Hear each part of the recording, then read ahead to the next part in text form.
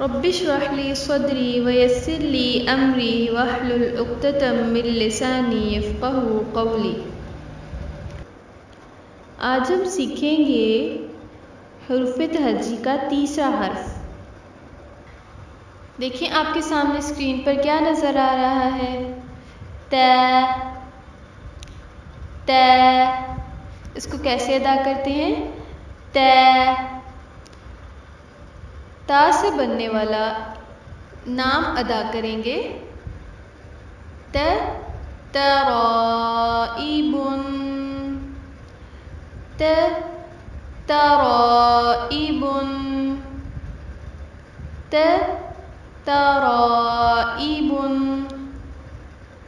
अब बिस्मिल्लाह पढ़कर दाएं हाथ की उंगली त पे फेरें और प्ले डो से भी त बनाएं।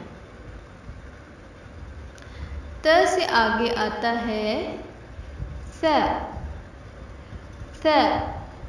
कैसे अदा करेंगे?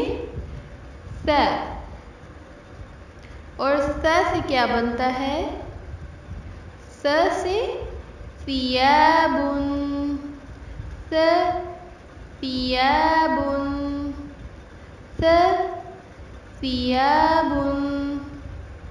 अपने दाएं हाथ की उंगली को सा के ऊपर फेरेंगे और स बनाएंगे भी।